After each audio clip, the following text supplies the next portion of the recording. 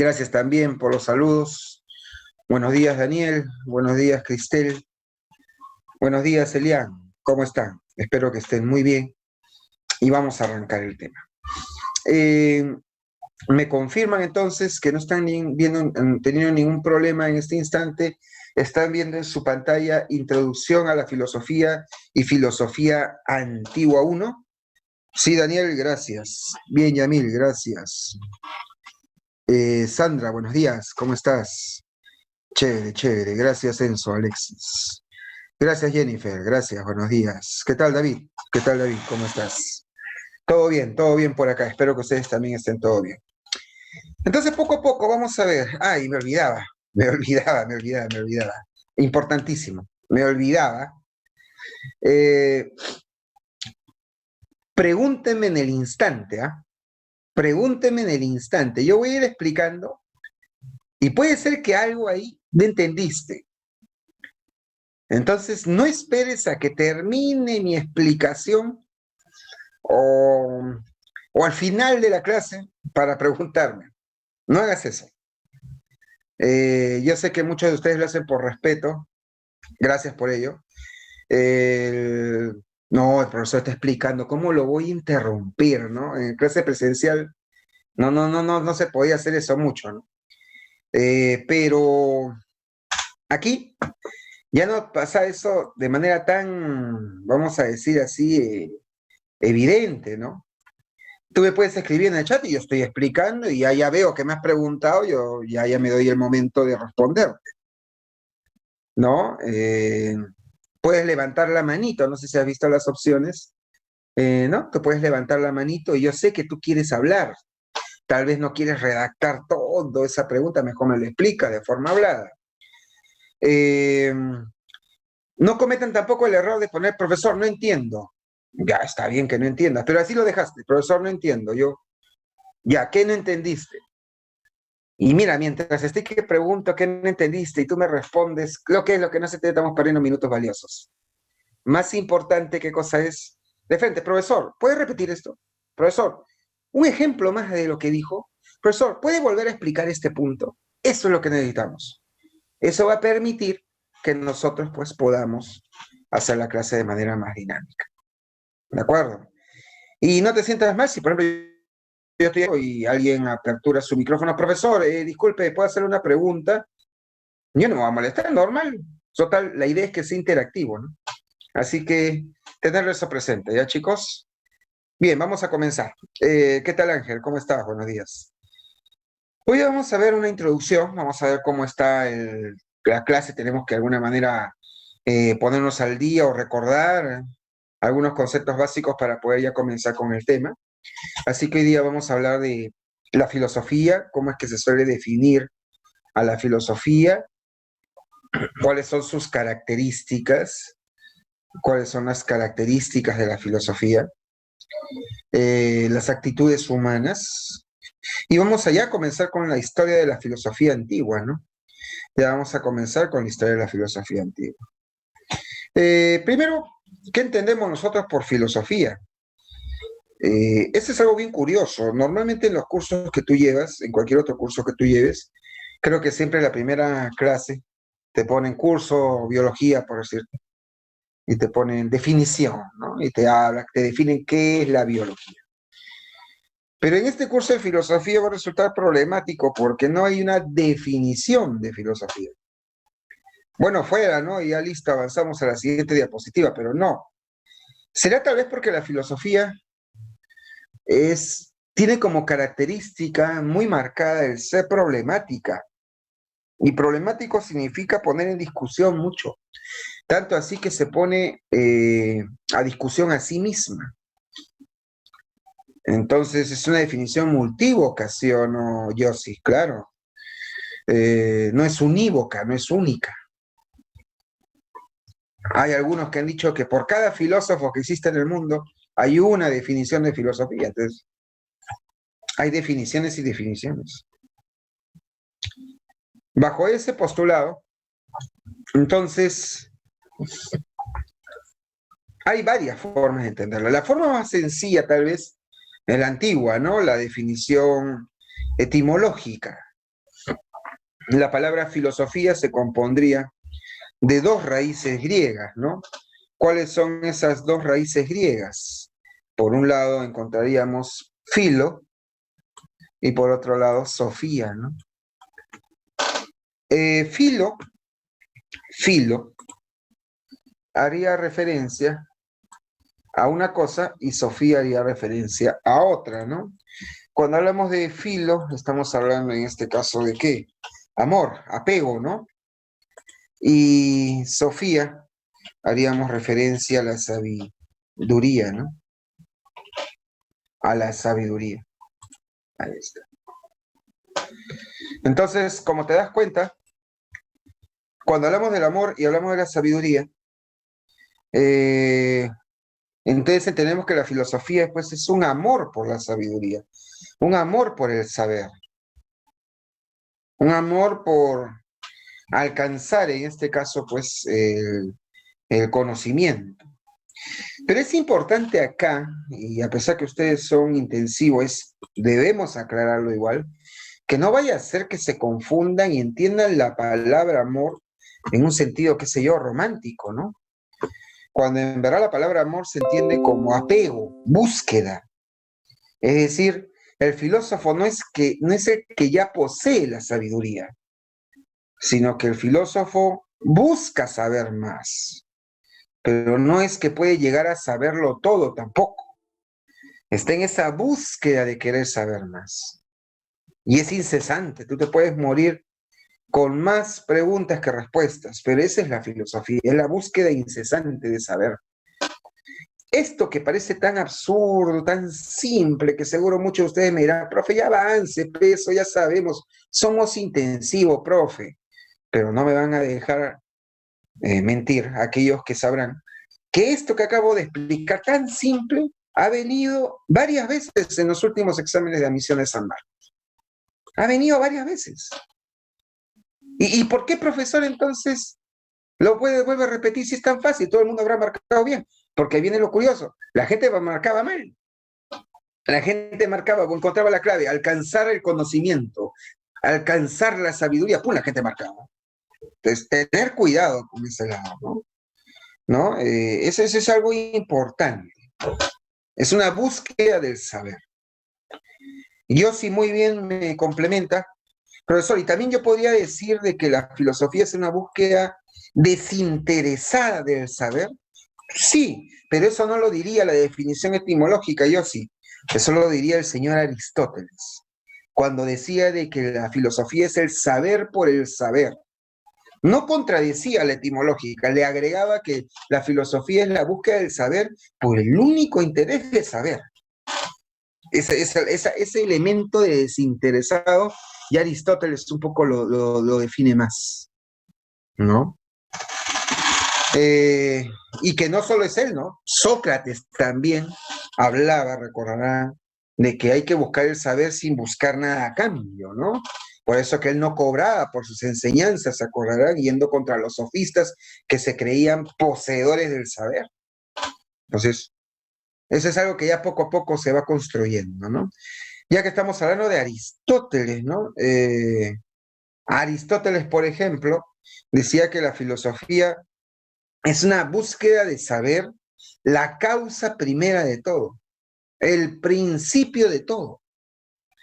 Si tu profesor de geografía te estuviera enseñando la teoría del Big Bang, acerca de la gran explosión que originó el universo, y Aristóteles fuera tu compañero de aula, es muy probable que Aristóteles le preguntaría al profesor, ¿y qué fue lo que explotó? ¿Qué hubo antes de la explosión? ¿Quién fue el que hizo explotarlo todo? Es decir, Aristóteles considera que el filósofo le gusta buscar la causa de todas las cosas. Hay una predisposición de querer saber. Por eso que él decía que es la ciencia de los primeros principios y las primeras causas, ¿no? Ahora, eso también obviamente pues no le habrá gustado a algunos pensadores en la Edad Media, ¿no? Porque claro, ¿no? Imagínate un cura con Aristóteles, ¿no? El cura va a decir, Dios creó todo. ¿Qué le diría Aristóteles? ¿Y quién creó a Dios? Y se genera toda una discusión infinita.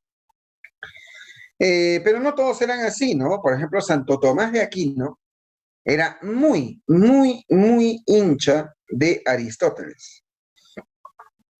Siguió mucho las ideas de Aristóteles y consideraba que la filosofía tampoco es algo tan malo, ¿no? Lo que pasa es que en la Edad Media se consideraba que la filosofía te llevaba por el camino del error. Entonces, más bien, Santo Tomás decía, pero ¿por qué no? Si Dios creó el mundo y la naturaleza y Dios nos dio razón, inteligencia, nos dio los sentidos para conocer el mundo, ¿por qué no podemos utilizar lo que Dios nos ha dado para conocer la obra de Dios, la naturaleza? Entonces él decía que la filosofía se complementa con la teología. La razón y la fe no tienen por qué ser enemigas. Y simplemente la filosofía es un conocimiento racional de la naturaleza. Pero estás conociendo la obra de Dios. Entonces, Santo Tomás busca compatibilizar la filosofía con la religión. Cosa que luego pasaron algunos siglos y vino la filosofía moderna, vino la época moderna. Y ahí encontramos a Descartes, que va a ser de alguna manera muy crítico de ese criterio de fe, de ese criterio de autoridad que se tenía en la Edad Media. En la Edad Media, si la Biblia lo dice, tiene que ser así, no tienes tú por qué dar la contra. Sería una herejía que tú le des la contra a lo que dice la autoridad papal o la Biblia. Descartes decía, pero eso no es un fundamento adecuado para un conocimiento. Si yo le pregunto a un cura, cura, ¿Dios existe? Sí. ¿Cómo lo sabe, cura? Porque mi fe lo dice. Ya, pero ¿cómo lo sabe? ¿Nunca ha dudado de que Dios existe o no? No, porque yo tengo fe. Entonces, ¿usted cree en Dios? Sí, yo creo, a pesar que no tenga pruebas, yo creo que Dios existe. Descartes dirá, no sé si se da cuenta, cura, que cuando usted dice creer, entonces usted no sabe si realmente Dios existe o no. Simplemente lo cree. Entonces Descartes, usted es ateo, ¿no? Yo no soy ateo. Lo único que digo es que yo creo que todo conocimiento debe basarse en una idea clara y distinta, una idea indudable. Pero tú, ¿cómo puedes llegar a conocer a Dios si no se le puede ver a Dios? Bueno, es cuestión de analizarlo, ¿no? Tenemos la razón. La razón debe ser por algo, ¿no?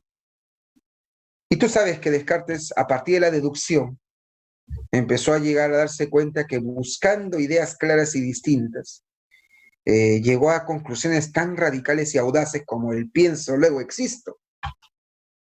Y empieza a deducir, ¿qué cosa? De que tiene que haber un Dios, porque ¿quién si no me dio la inteligencia para poder razonar y pensar? Entonces ahí donde Descartes le dio al cura, ve cura, yo he dudado de Dios para poder razonar. Y la duda me permitió ahora saber y estar seguro de que Dios existe. Entonces hay una gran diferencia entre usted y yo. Usted nunca dudó de Dios y por eso solo cree en Dios. Yo dudé de Dios, pero la duda me permitió con mi intelecto darme cuenta que necesariamente Dios tiene que existir. Ahora yo no solamente puedo decir que creo en Dios, además puedo decir que estoy seguro y es evidente que Dios tiene que existir. Entonces la duda debe ser el fundamento, pues, de nuestros conocimientos. Y por eso él decía que toda ciencia debería hacer ese ejercicio que acabo de explicarte. Buscar ideas claras y distintas e indudables. Por eso él decía que la filosofía es la ciencia base de todas las demás ciencias. Si las ciencias fueran un árbol, la filosofía sería la raíz que da sostén a todas las demás ciencias. ¿Mm? Por eso dice la ciencia, los principios de la ciencia. ¿No? ¿Mm? Es la ciencia de las ciencias. ¿No? Entonces, mira, eso para tenerlo presente, ¿no? Me pregunta yo, sí, profesor, ¿se podría decir entonces que casi todos los filósofos son mucha teoría, ya que solo reflexionan excepto Marx? Ahorita, año 2020, ya no podríamos decir eso, yo sí, pero lo que sí podríamos decir es que en la época de Marx, hasta la época de Marx, sí, la gran mayoría eran pura teoría. Marx es como el que busca aperturar, abrir esa puerta que nadie quería abrir, ¿no? Todo el mundo estaba en la habitación de la pura teoría, pensar, pensar, pensar, y nadie se atrevía a salir de esa habitación y darse cuenta que la filosofía puede ser también práctica. Por eso que justamente Marx, ¿qué va a plantear? Va a plantear que no solo hay que interpretar el mundo. Los filósofos lo único que han hecho es analizar el mundo de manera teórica. Lo que debemos buscar es, además, transformar la realidad. La praxis, como muy bien me escribe Cristel, ¿no? Eh, no solo es teoría, también es práctica. Las dos tienen que ir de la mano. La palabra praxis es una palabra que hasta ahora se usa en la profesión, ¿no? Praxis, ¿no? Por ejemplo, tú vas a un doctor y te tenían que, qué sé yo, pues sacarle una muela y al final te amputaron un brazo. ¿Qué pasó? Mala praxis, se dice. ¿Qué significa mala praxis? Lamentablemente en la conversación común, praxis se entiende como sinónimo de práctica, pero cuidado, tú que estás postulando, no es exactamente así. Praxis es, y lo voy a escribir, siempre creo que es importante poner esto, para que no haya confusiones, ¿ah? Eh, a ver, eh, praxis, praxis es teoría más práctica. No es solo práctica. Tener eso muy presente.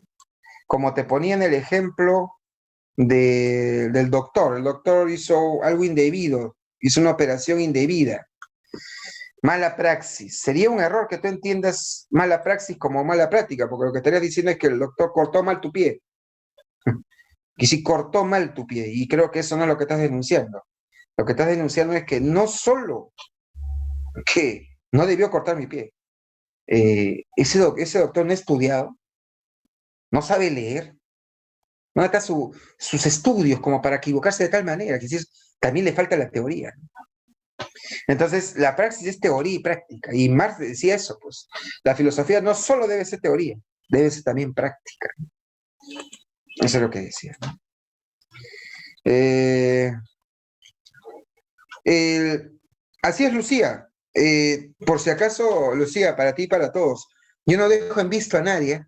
No vayan a pensar que hay gente que me estaba escribiendo o el profe me está que me ignora, o sea que así no es, pero él dijo que podíamos preguntarle y está que me deja en visto. No, cuidado, no estoy dejando, yo no dejo a nadie en visto. Lo que pasa es que las preguntas que ustedes me hacen, yo ya sé que están ahí y busco el momento para responderlas. Así que no vayas a pensar, Lucía, que no había leído la anterior vez lo que me habías escrito. Esta es la segunda vez que me lo haces recordar. Ya lo había leído, no te preocupes. ¿Y sabes por qué lo estaba dejando? Porque justo vamos a hablar de Wittgenstein, del que me estabas preguntando. Entonces, por eso lo estaba dejando, ¿no? Alguien me preguntó de otro autor y te voy a hablar de eso también, no te preocupes, quien me preguntó. Me parece que fue Milagros, ¿no? Entonces, no se preocupen. Pregunte y yo leo y en su momento lo voy a responder, ¿ya? Bueno, ya llegamos a justo a lo que me estabas preguntando, Lucía, minutos atrás. Y Wittgenstein, profe, ¿no? Eh, allá, bueno, estamos recién comenzando, justo la Miss Auxiliar María, ¿no? Ya que le hacen preguntas filosóficas a ustedes, Miss, también. Allá. Entonces, claro, ahí tiene que ver en el chat que debe ser a mí, ¿no? Porque si no lo lee la Miss, ¿no?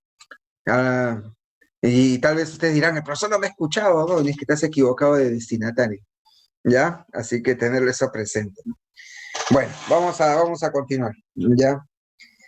Ya, vamos despacio, Daniel, también. Bacán que sepas eso, pero vamos despacio, quiero hacerlo homogéneo. Wittgenstein es un pensador bien curioso. Es parte de la filosofía analítica. Wittgenstein consideraba de que nosotros, si queremos, en este caso, hablar de filosofía, no podemos decir que la filosofía es una ciencia. Para Wittgenstein, la filosofía solo es una actividad. Es solo una actividad y nada más. Una actividad lingüística. Solo sirve para aclarar el lenguaje.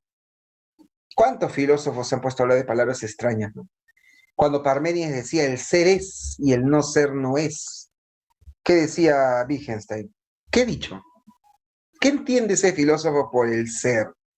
¿Qué es el ser, Parménides? Ah, el ser es. Ya, ¿qué es? Eso, es. ¿Y qué es? El ser. Ya, ¿y qué es el ser? El ser es. ¿Ves? Diría Wittgenstein, ¿de qué están hablando? Los filósofos solo utilizan palabras vacías, que no tienen contenido. Usted, por favor, pues eso es absurdo. La filosofía lo único que tiene que hacer es aclarar el lenguaje y darnos cuenta que esas palabras no tienen sentido. Entonces, la filosofía no es una ciencia, solo es una actividad que intenta aclarar el lenguaje, pero no puede ir más allá del lenguaje. Y eso Wittgenstein tuvo esa idea durante toda su vida, Daniel. Que sí, tanto en su primera, en su segunda etapa, en esa parte sí coincidí, ¿no? Entonces es una idea que la tuvo siempre presente, ¿no? Ujú. Muy bien. Ahora, y así hay varios autores, ¿no? Me preguntaban Kant, ¿no? ¿Qué diría Kant de la filosofía? Kant decía que la filosofía es la capacidad de poder guiarte en función a tu razón. Y la razón la puedes usar de manera teórica o de manera práctica. De manera teórica para alcanzar la verdad, para alcanzar los conocimientos. De manera práctica para guiar tu vida de manera adecuada, actuar por el deber. Entonces, la filosofía es la capacidad de poder guiar tu vida según la razón, en todo aspecto. Entonces, así hay definiciones y definiciones, ¿sabes? Pero estas que están acá son las que se suelen mencionar más y son las que pueden venir en el examen de admisión. Así que es importante que eso lo tengas presente. ¿Vamos bien? ¿Qué dicen? Me escribe David, profe. Ludwig Wittgenstein dijo que la filosofía no es un cuerpo de doctrina. Claro, por eso lo que acabamos de decir, no es una filosofía. Disculpa, no es una ciencia. ¿Qué dijimos que era, David? Si no es una ciencia, ¿qué cosa es? Es una actividad, pero claro, ¿a que sí, Cristel? No es una doctrina, no es un conjunto de ideas como lo dicen los demás. Es solo una actividad. Lo hemos resaltado, ¿no? Ajá, claro. Ya, ¿ves? Ya está pasando el problema. No voy a decir nombres, ya dije, pero ya está pasando el problema. Y eso pasa porque les digo, por desesperación. Me están preguntando, profesor, ¿y qué era el isomorfismo de Wittgenstein? Yo te pregunto, a quien me ha preguntado eso, ¿hoy día vamos a hablar de ese tema? Quiere decir, ¿te sientes tan avanzado que lo que estamos hablando acá? Esto ya lo manejo, profe, yo soy bravo, esto es facilito, yo quiero ir de frente, ya que hábleme de esto. Cuidado, chicos, que sobrarse puede costarnos caro en el examen. ¿Cuántos alumnos? Yo me acuerdo que dominaban a los más bravos, ¿eh? Hegel, Heidegger, que respondían todo, ¿eh?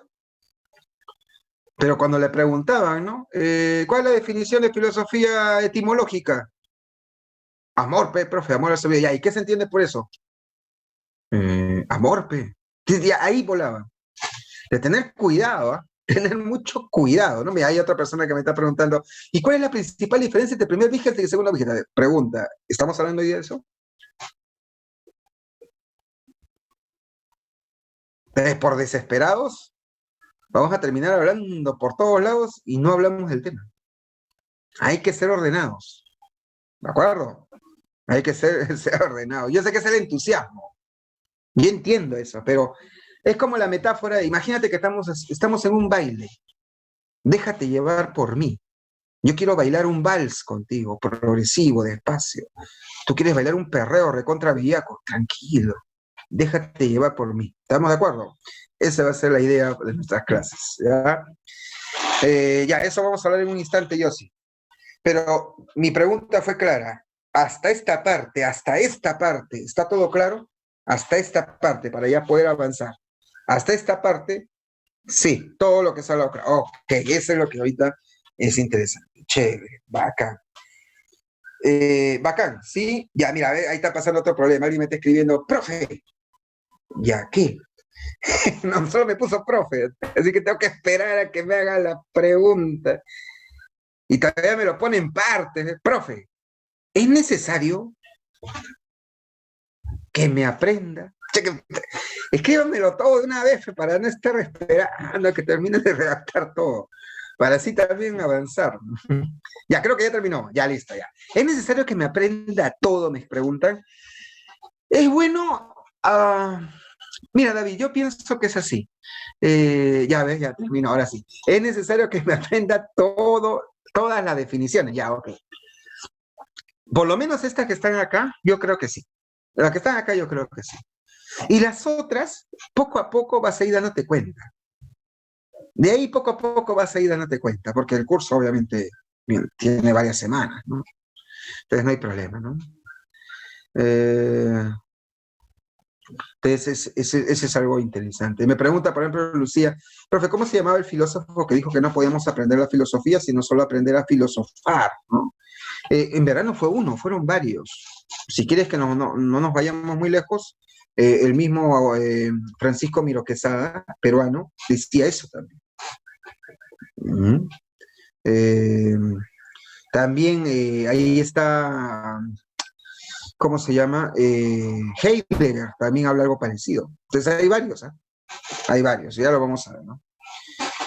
No, bueno, no, me profesor, algo breve, Pedro Tomás de aquí, un cachito, profe, algo chiquito, pero ya es, tranquila, estamos en un vals.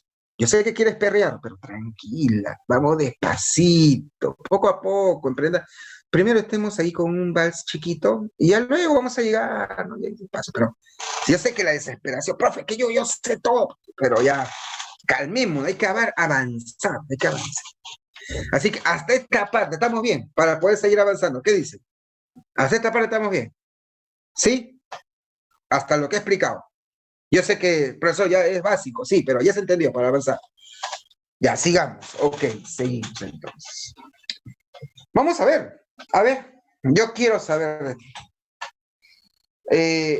Dime quién dijo eso. La filosofía no es una doctrina, sino una actividad. Una obra filosófica consta esencialmente de aclaraciones. El resultado de la filosofía no son proposiciones filosóficas, sino que las proposiciones llegan a clarificarse. ¿Quién lo dijo? Muy bien, Cristel. Excelente, excelente, Daniel. Bien, Gustavo. Claro, bien, Dafne.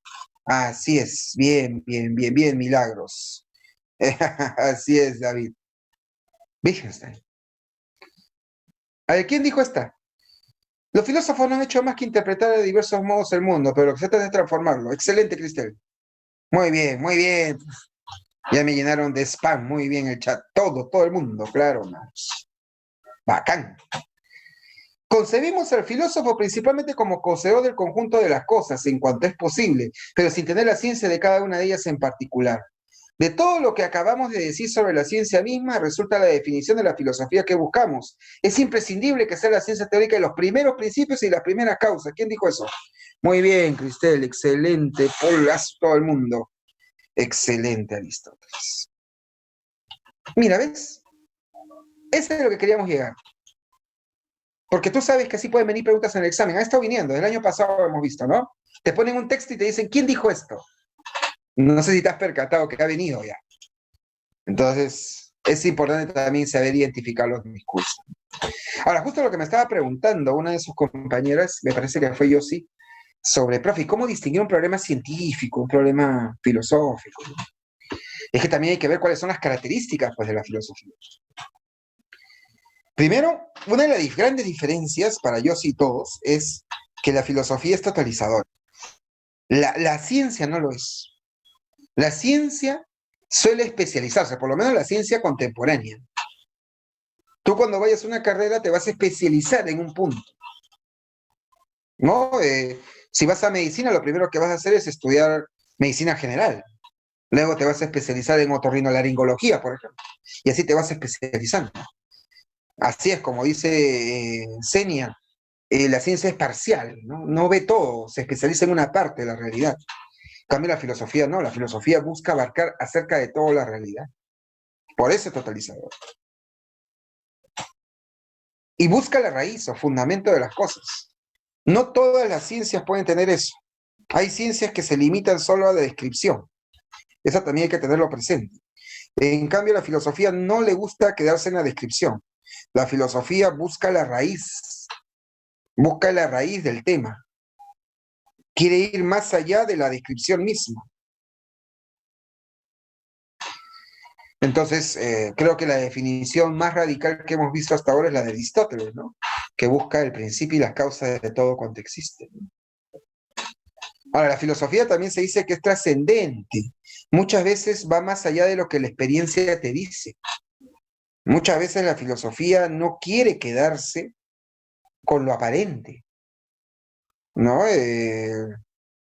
Si tú, por ejemplo, ves las noticias ahora, una persona que no tiene estas características de la filosofía, se cree todo lo que ve y no se pone a pensar que tal vez es solo una apariencia y que tenemos que ir más allá de lo que las imágenes nos muestran, ¿no?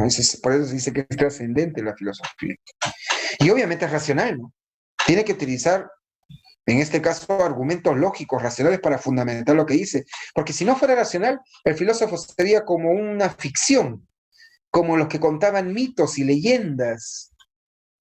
No habría mucha diferencia. La diferencia está que la filosofía no, pues solo se limita a contar, ¿no?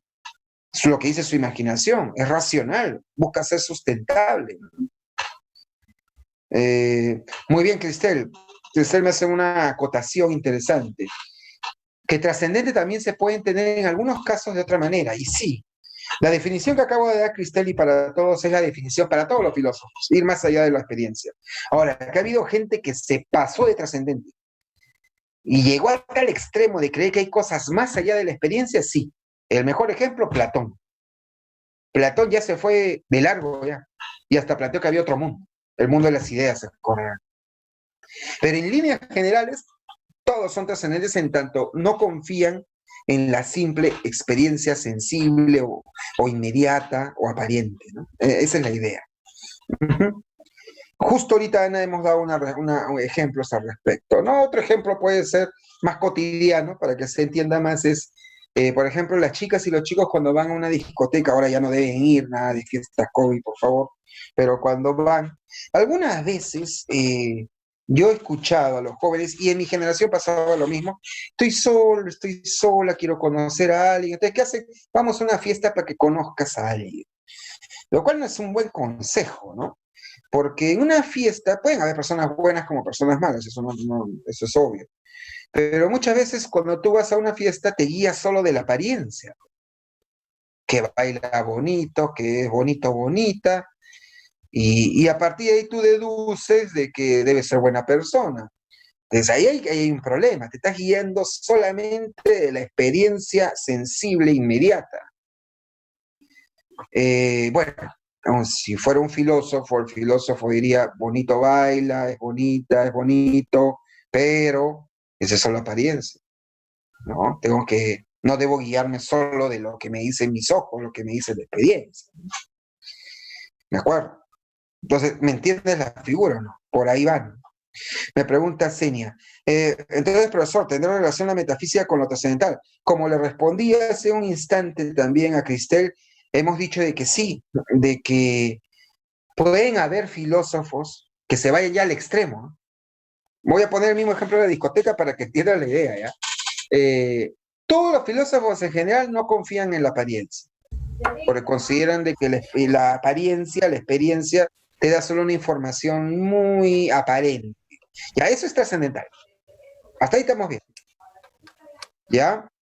Pero, ¿quién sería el que ya se pasó ya y se volvió metafísico bajo este punto de Platón. vista? Platón, ¿sí o no, Dafne? ¿Por qué? Porque ahí, en este caso, ¿qué pasaría? Ese chico que iría a la discoteca y diría, no, esa chica que estoy viendo es solo apariencia, es solo cuerpo. Yo sé que existe otro mundo en donde existe la verdadera chica que está ahí, como una Matrix, y todo este mundo es una realidad virtual, pero hay un mundo real que está más allá de mi sentido. Ya, el que hable así, ya se volvió metafísico, porque no solamente no cree en la apariencia, sino cree que hay algo más allá de la apariencia. Y ese es un extremo, ¿ya? Y eso sería metafísico. ¿De acuerdo, Senia? Que ya lo habíamos explicado con Cristel cuando me preguntó también. Y eso también de paso me da pie a hablar de otra característica, que el filósofo es crítico. ¿Y qué significa decir que el filósofo es crítico? Que tiene la actitud siempre de dudar. El filósofo no te acepta así nomás lo que tú le digas. Siempre tiene esa actitud escéptica, cuestionadora, si quieres decirlo así, dubitativa. No se confía a la primera, necesita que lo convenzan. Es analítico, ¿sí o no, Daniel? Así es. Como también es problemático, ¿no? Sus problemas admiten siempre varios puntos de vista, ¿de acuerdo? Varios puntos de vista. Entonces, ante esos puntos de vista, pues justamente tantas respuestas hay que el filósofo por eso siempre está buscando una respuesta más ante los problemas que hay. Ujú. Me pregunta Gretel, profe, ¿no podríamos considerar a los dogmáticos y escépticos como filósofos, ya que no son críticos? Cuidado. Eh, los escépticos son más bien recontracríticos, ¿eh? Porque como obviamente dudan de todo, son escépticos, pero no te creo, dirán, ¿no? Ellos sí son. La pregunta que me parece más interesante es por los dogmáticos. Ahí sí te puedo dar la razón. Lo curioso es que en la historia de la filosofía han habido filósofos dogmáticos. Curioso, que yo sé que ustedes estarán pensando, pero profe, no son críticos, no deberían serlo. Pero ahí viene también lo que te dije hace un instante, ¿no? Que la definición de filosofía no es unívoca. Y puede haber un filósofo que diga, para mí la filosofía no es crítica. Y ahí viene el debate. Entonces eso hay que tenerlo también presente. Me preguntan, ¿y qué diferencia, profesor, habría entre crítico y problemático? Porque son muy parecidos. Muchas gracias, Ana, por la pregunta, porque es una duda que siempre se suele dar entre los postulantes. Así que vamos a explicarlo. El crítico es cuando tienes esa actitud de no aceptar así nomás un argumento que te den o una idea que te den o algo que tú veas. Y problemático es, como su nombre dice, estar siempre preguntándose, buscando nuevas respuestas, nuevos puntos de vista al problema. Un ejemplo. Si por ejemplo, a ver, caballero, tú tienes una chica que es tu enamorada y te escribe ahorita y te dice, hola, una consulta, ¿me amas? Y tú le respondes, sí te amo, ¿no? Ah, ya, qué bonito. Mañana te envía un mensaje de voz y te dice, hola, una consulta, ¿me amas? Y tú, bueno, pues te grabas un ratito, sí te amo, ¿no? Pasado mañana, te llama por teléfono y te dice, oye, una consulta, ¿me amas? Sí, sí te amo, claro, sí ya te dije, ¿no? Y así todos los días te tiene. Yo te hago una consulta. La chica le está preguntándote a cada rato lo mismo. ¿Está siendo crítica o problemática? Piénsalo bien.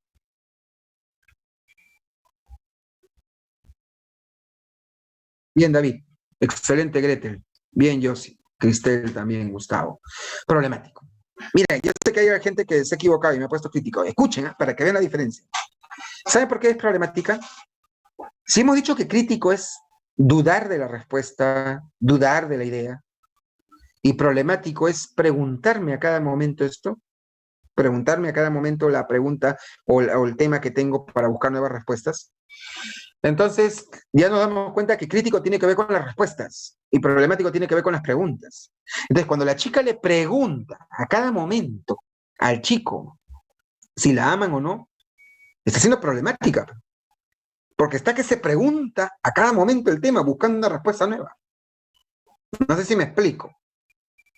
Para los que me respondieron crítico, es replantearse, preguntarse de nuevo. Replantear significa eso, ¿no? Plantear y replantear constantemente el tema, ¿no?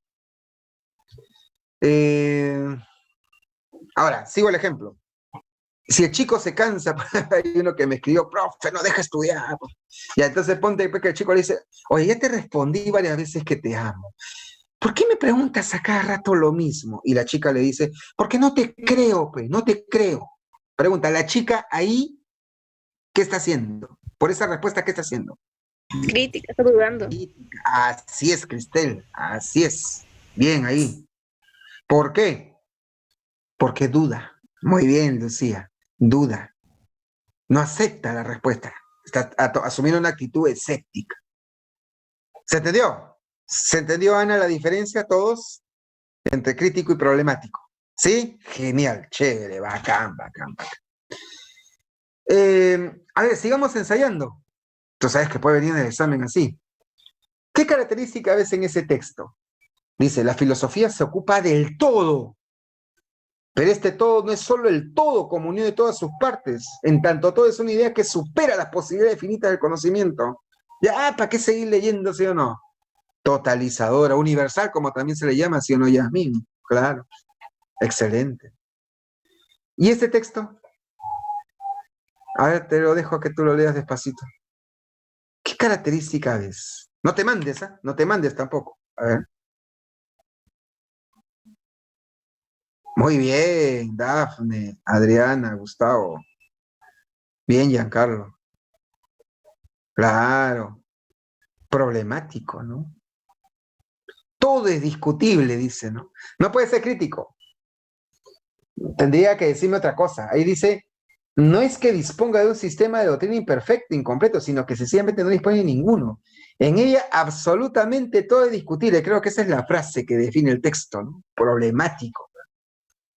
Ah, puntos de vista. Claro, crítico hubiera tenido que ser algo diferente. Que, no sé, pero la filosofía no le cree a nadie, ¿no? ¿No? Entonces, por ese lado. Ujú. Mira, ¿ves? Entonces así hay que tenerlo bien claro, ¿no? Ahora, bajo todo lo que hemos hablado, entonces ya te imaginarás que van a haber muchos problemas filosóficos. El mismo filósofo Luis Piscoya decía, ¿no? Que los problemas filosóficos surgen como una expresión, una preocupación. Creo que en ese sentido todos nos preocupamos y todos en ese sentido tenemos algo de filósofos. Es parte de la naturaleza humana. Todos nos hemos preguntado sobre, por ejemplo, cuál es el sentido de nuestra existencia ahora en plena pandemia, ¿no? Dos, cuando se plantea un problema filosófico no se acepta la verdad de los conocimientos filosóficos existentes sobre el asunto de materia de investigación, sino que ellos también son puestos en duda. Que si también hacer filosofía supone poner en duda, ahí viene la criticidad, poner en duda todos los postulados que uno tiene. Por eso que la ciencia carece de esto, ¿no? Y tres, un problema filosófico no admite una solución entendida esta como una respuesta definitiva, sino que pueden haber muchas respuestas y los filósofos están que lo replantean. La condición 3 tiene que ver con problemático. Por eso que vamos a encontrar varias disciplinas. Pero esas disciplinas y esos problemas dependen de qué actitud tú tienes ante el mundo. Y por eso que vamos a encontrar diversas actitudes humanas. Ante esta situación, por ejemplo, de pandemia, han surgido las actitudes pragmáticas. Por ejemplo, ver una situación de utilidad, ¿no? Y si esta plataforma de Zoom que estamos utilizando antes de la pandemia, pues los que diseñaron esta plataforma pues, no habrán pensado lo millonarios que se han vuelto ahora. No, Zoom ahora es una plataforma que todo el mundo usa, ¿no? Entonces, la utilidad, ¿no? Por ejemplo, eh, ahora hacer negocios de manera virtual, utilizar la plataforma de Facebook para vender productos, es algo que ahora se ha intensificado en actitud pragmática, buscar siempre una utilidad ante esa situación. Que también puede llevar un extremo, ¿no? Puede llevar un extremo, ¿no? Como por ejemplo, ¿te acuerdas que empezaron a vender carísimo el papel higiénico, ¿no? Y cosas por el estilo, ¿no? Ahora, también puede uno tener una actitud estética, ¿no? Ante lo bello, ¿no? La actitud estética en el sentido de que también uno puede tener un goce o una apreciación de este tipo artística, si se quiere, ante las cosas, ¿no? Eh, Recordarás que muchos, cuando comenzó la pandemia, se quedaron maravillados, me incluyo, de ver cómo cada vez el cielo se estaba disipando y ya no había tanto smog. O en el noticiero se veía pues que en las playas los animales de nuevo salían, ¿no? Qué hermoso. Pues bueno, también puede haber una actitud moral, ¿no? A partir de lo bueno y lo malo, que creo que eso ha surgido bastante en nuestro país y es bueno, ¿no? Ver lo que hacen los gobernantes, ver lo que hacen los ciudadanos y la gente dice, eso está mal, ¿cómo debes hacer eso? O eso está bien, saludable, te felicito. También todos tenemos ese tipo de actitud, ¿no? Como también está lo sagrado, la actitud religiosa. ¿Cuántos, muchos ahorita en esta época de pandemia se han apegado más a su fe? ¿No? Eso es también algo, ¿no? Que es real, como algunos tal vez no. O la actitud científica, ¿no? ¿Cuántos, ustedes incluso, ¿no? ¿Cuántos de ustedes se han motivado porque, profesor, quiero estudiar microbiología? Que me ha interesado esto del COVID, ¿no? Entonces, actitud científica. O actitud filosófica, ¿no? Reflexionar acerca del sentido de la realidad de la vida. Y yo creo que ahí, ¿cuántos de nosotros, pues justamente hemos estado pensando sobre qué es lo que ha significado esta pandemia, lo que ha supuesto el cambio en nuestra vida, preguntarnos qué será de nuestra vida adelante, un poco que nos ha agarrado también un poco de la actitud filosófica, ¿no? Entonces eso es algo para tenerlo presente, ¿no? Entonces, todos nosotros tenemos un poco de cada una, por si acaso, no vayas a pensar que solo tienes una y no tienes las demás.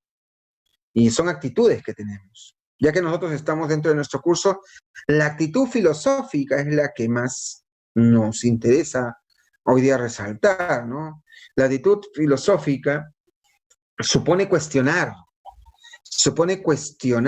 ¿no? Las cosas, supone buscarle sentido a las cosas, al mundo, a la vida.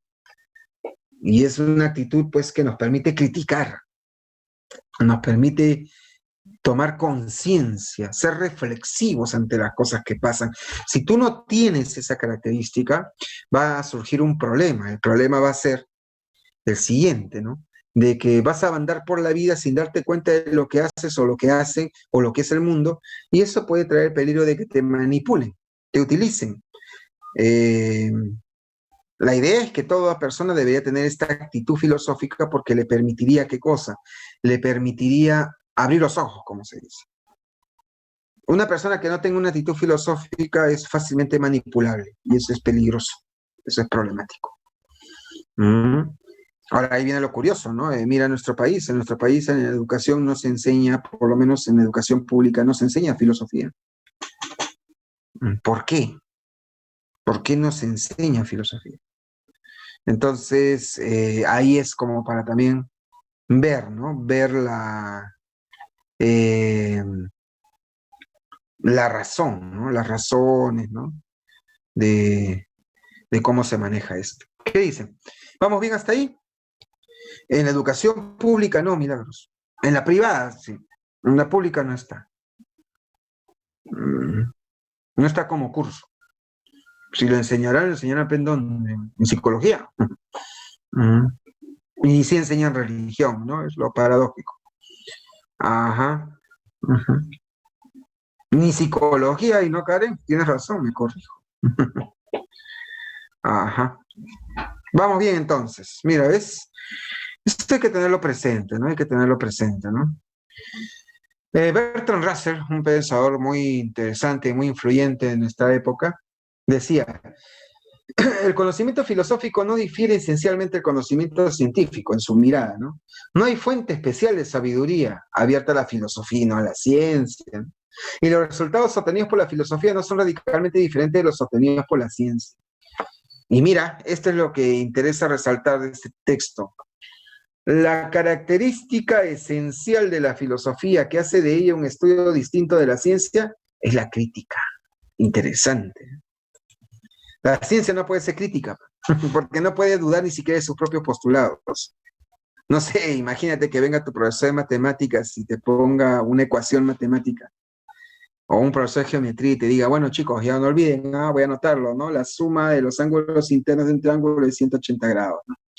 Y ponte que tú le digas al profe, ¿estás seguro? Claro, sí, es así, ¿no? Pero, profe, ¿nunca ha dudado? No, pues sí es así, ¿no? Profe, ¿estás seguro? Oye, te he dicho que así es, no es ese rayo, el profe, pero los profesores de matemáticas son bien prácticos, tú aplica nomás, te voy a decir. Ya, es que esa es la ciencia. En cambio, el filósofo no es así, ¿eh? El filósofo sí se pone a pensar y a debatir y dudar sobre sus propios postulados. Eso hay que tenerlo presente. Esa es una diferencia, como ya lo habíamos mencionado. Entonces, mira, a veces es algo característico aquí, ¿no? Uh-huh. ¿Vamos bien? Sí. Otra vez, mira, ve. Carlos, tranquilo, es un vals. Es un vals. Te quiere decir ya hasta abajo, ya, tranquilo, Carlos, tranquilo. ¿Ya? Vamos, vamos, regresa con nosotros, regresa con nosotros. ¿Ya? ¿Se está entendiendo hasta aquí? ¿Se está entendiendo? Sí, pero hablar de lo que me estás preguntando es salirme del tema, no me vas a negar eso. Pero sí, es decir, es así, es correcto. Pero si hablo lo que tú me estás diciendo es hablar de otro autor, hablar qué significa ese concepto, y ya me voy por otro lado. No me vas a negar eso. Así que mejor regresa con nosotros. ¿Ya? Chévere. Ok, ok. Me pregunta Ana, ¿la filosofía puede debatir y a la vez dar una respuesta? Claro. Lo cual no significa que esa respuesta sea una verdad absoluta, claro, ¿no? Y los filósofos, me pregunta Giancarlo, ¿no se quedan con una sola respuesta? Algunos sí, porque consideran que esa es la respuesta. No hay nada de malo. Pero no puede pretender el filósofo creer que su respuesta es la única o la verdadera respuesta. Tampoco es así, ¿no? Lo cual genera un debate, ¿no? Porque luego nos vamos a preguntar, profesor, la verdad no existe de manera única, entonces hay un relativismo, y esa es una discusión que vamos a ver más adelante, ¿no? Pero hasta esta parte se ha entendido, ¿vamos bien? ¿Qué dicen? ¿Nos estamos entendiendo? Chévere, bacán, esa es la idea, ¿no? Yo sé que ustedes conocen más. Vamos despacio, chicos. Es un consejo que se le da a alguien que demoró 3 años en ingresar. Yo demoré 3 años en ingresar. Y yo cometí ese error. Che, cómo me gustaban las cosas que me contaban y yo las leía. Y me ponía a leer cosas que yo sabía que no había en el examen, pero me encantaba. Pero perdí mi tiempo. O mejor dicho, me corrijo, no perdí mi tiempo, porque hasta ahora me gustó lo que aprendí. Pero pude haberlo aprendido a la vez que ingrese, ¿no creen? Pude haber hecho ese plan mejor, no se me ocurrió en ese momento. Entonces yo quiero que ustedes sean más inteligentes que yo. Todo lo que ustedes saben lo pueden leer, pero ingresando, ¿no creen? Ya cuando ustedes ingresen, bacán, pero no, ahí pueden leer mucho más. Pero ahora yo les recomiendo que se concentren en lo que estamos conversando. Y siempre en orden, para ir despacio y así acumular conocimiento, ¿no? Me pregunta Cristel, profe, ¿y si el filósofo no acepta que hay varias respuestas, se le considera filósofo? Eso es lo que justamente mencionaba, alguien me había preguntado lo de dogmatismo. Sí, Cristel, es paradójico, ¿no? Y si desde el momento que hasta hay filósofos que digan que no hay varias respuestas, sino solo una y esta es mi verdadera respuesta, a pesar que suene dogmático, alucinado, que se crea, saberlo todo, es filósofo. Pues solo que tiene su definición de filosofía. Como ves, es bien problemático definir la filosofía. Esa es la característica de la filosofía. Chévere. Bueno, y profe, y entonces los filósofos empezaron así, sí. Y al empezar así, tuvieron que romper en un inicio, pues, con un pensamiento que no era racional. Sí, pues, ahí estaba la explicación mítica. En la antigua Grecia, hablando de ahí, la cuna de la filosofía, antes de que aparezca un Tales de Mileto, todo se explicaba, pues, en función a mitos, ¿sí o no? El mito era la explicación, ¿no? La idea es que ya se tenía que buscar una explicación que vaya más allá de los mitos. Entonces se buscó una explicación más lógica, más racional. De ahí el término griego logos, la razón. Entonces, los primeros filósofos comienzan cuando ya empiezan a reemplazar el mito por una explicación más racional, lógica. Ahí empieza la filosofía. Ya no quieren recurrir a dioses, por ejemplo, para explicar un fenómeno natural. Quieren recurrir a la misma naturaleza para explicar ese fenómeno natural. Pero eso tampoco fue de la noche a la mañana. Ya te imaginas lo difícil que debe haber sido, y eso fue progresivo. Poco a poco se fue dando, ¿no? Poco a poco se fue dando. No supuso entonces una ruptura radical, ¿no? Inclusive vamos a encontrar filósofos posteriores que van a seguir utilizando algunos elementos de los mitos, como por ejemplo Platón y su alegoría de la caverna o el mito del carro alado, ¿te acordarás? Entonces, todavía mucho tiempo después se siguió utilizando algunos elementos de los mitos, ¿no? Es más, los primeros filósofos recitaban en poemas sus ideas, porque antes los antiguos griegos que hablaban de mitos, mitología, hacían lo mismo, salían a las calles y como grandes oradores recitaban poemas donde hablaban de Zeus, Poseidón, ¿no? Etcétera. Entonces, los primeros filósofos utilizaron los mismos recursos, salían a las calles, hacían poemas, pero ya no hablaban de Zeus, ya no hablaban de Poseidón, o de manera muy metafórica, ya querían introducir otras cosas. Entonces se dio esa situación, ¿no?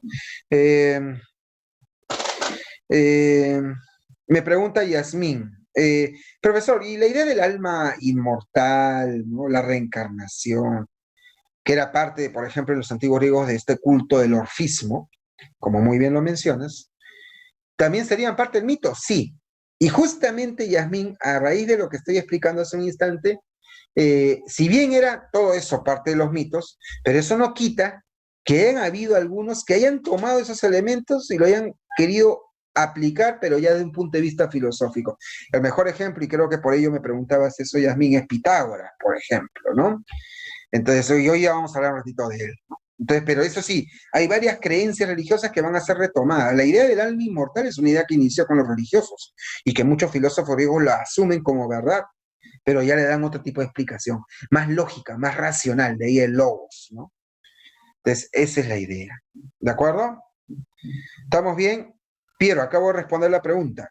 Espero que se haya entendido, ¿ya?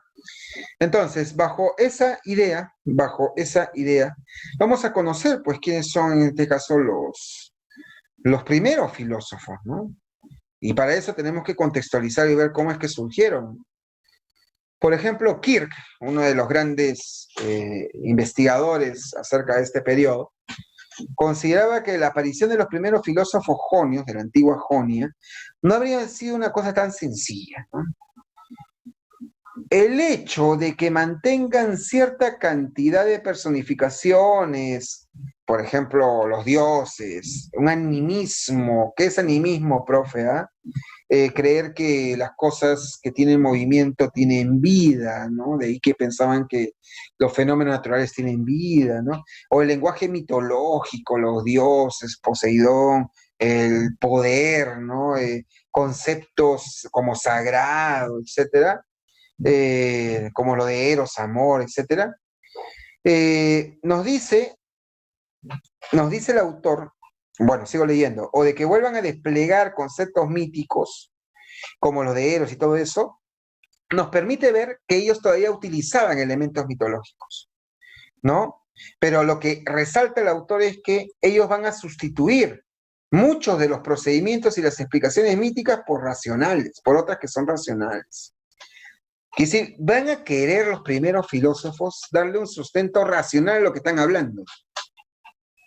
Ya no es que Zeus hizo eso, pero ¿por qué? Porque Zeus, sino los filósofos ya no van a querer recurrir a esas explicaciones, van a querer darte un argumento para, de manera lógica y racional, te des cuenta de que lo que se está diciendo es correcto. Por ahí va, ¿no? Por eso es que justamente también nosotros podemos encontrar que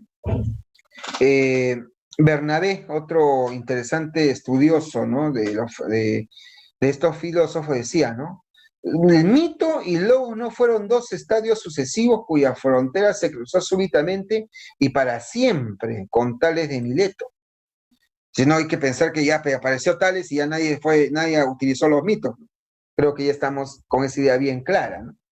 Estamos diciendo más bien que coexistieron durante siglos. Y poco a poco el pensamiento filosófico fue invadiendo los terrenos del pensamiento mítico. Pero siempre quedó, ¿no? Algo, ¿no? Siempre quedó algo al final. Entonces los autores se ponen de acuerdo en decir esto, pues, ¿no? Fue algo progresivo, ¿no? Guthrie también, ¿no?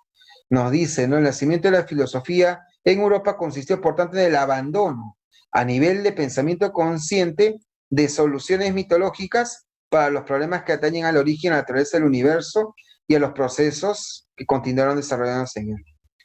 La fe religiosa fue sustituida por la fe que era y sigue siendo la base del pensamiento científico, que con todos sus triunfos y todas sus limitaciones, es decir, la fe en que el mundo visible esconde un orden racional inteligible. La idea era abandonar esa explicación, pero que quedaron rezagos, ¿no? Eso sí creo que está claro, ¿no? Entonces, ¿cómo empezó la filosofía en Grecia? Querían ir más allá de lo que la apariencia le decía, trascendentes. Consideraban que debe haber algo que mueva la naturaleza y no consideraban que sean dioses. La naturaleza Debe tener algo que lo origine. Es como, por ejemplo, tú ves a un ser vivo, me ves a mí, yo me estoy moviendo y todo, pero debe haber algo en mi interior que me haga hacer todo eso. Alguien diría el corazón. Entonces, algo así, ¿no? Si yo veo lluvia, si veo tormenta, si veo el sol, si veo la noche, las estrellas, debe haber algo que sea la que origine todo eso. ¿Qué es ese algo? Pues van a buscar los primeros filósofos ese principio que da fundamento a la naturaleza. El arjé, como se le llama, como los antiguos griegos le llamaban.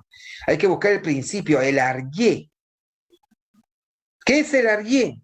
El principio, el fundamento de la naturaleza. Ese es el arjé. Y eso es lo que tenemos que buscar. Berti, Enrico Berti dice, ¿no? Los filósofos no dudan de la existencia de un principio a partir del cual se generó el cosmos. De que hay un principio. Pero van a tener desacuerdos con respecto a cuál es ese principio. Algunos van a decir que solo hay un principio, como por ejemplo te puse el ejemplo, ¿no? Tal vez alguien diga que es el corazón en la origen de todos mis movimientos y todo lo que yo hago. Como otro también puede decir, no, profesor, no puede ser solo el corazón, también está ahí el pulmón, también puede haber el cerebro, también hay más cosas. Igualito, ¿no? Los filósofos en este periodo debatieron, ¿hay un solo principio que origina y fundamenta el mundo o son varios los principios? Entonces surgió la discusión. Entre los mismos filósofos hubo desacuerdos en ese punto. O habían algunos que decían que solo es un principio, a ellos se le llaman monistas, del prefijo mono, que significa uno, creían que solo hay un principio, y también están los pluralistas, plural, que dice que son varios, ¿no? Ahora, todos ellos se ubicaron, ¿no? En la antigua Grecia, en varios puntos, pero sabemos que se inició, pues, al final en Mileto, ¿no? En Mileto es donde aparece, que como ves en el mapa era la provincia de la antigua Grecia, ¿no? Y resalto cada rato antigua Grecia, porque no quiero caerte cargoso, pero por eso, ¿por qué rato resalta antigua Grecia? Porque actualmente ya no existe esa antigua Grecia. Existe Grecia, pero no la antigua Grecia. Bueno, eso es obvio, profe. No, te digo, lo que es obvio algunas veces es lo que nos cuesta el ingreso, ¿no? Hace unos años vine en San Marcos la siguiente pregunta en filosofía. La pregunta fue, Mileto, la cuna de la filosofía, se encuentra actualmente ubicada en... ¿Cuánta gente marcó Grecia? ¿Cuánta gente marcó Grecia? Y esa no era la clave. La clave era Turquía. Ahora actualmente está en Turquía. Entonces, como les digo, ¿no? Hay que tener cuidado porque muchas veces nos tropezamos con lo pequeño, ¿no? Es como uno está caminando y obviamente pues está evitando los grandes obstáculos, pero no te percatas de la cascarita de plátano que está en el piso, que es más pequeño que los bloques que estás, y al final ¡pum!, te tropiezas. Entonces hay que tener mucho cuidado.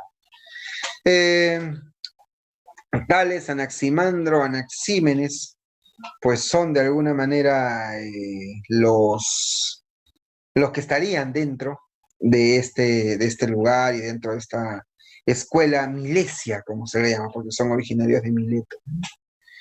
Pitágoras también está aquí, dentro de Samos, ¿no? Heráclito, Parménides de Elea, Empédocles de Agrigento, Anaxágoras de Clasomene, ¿no?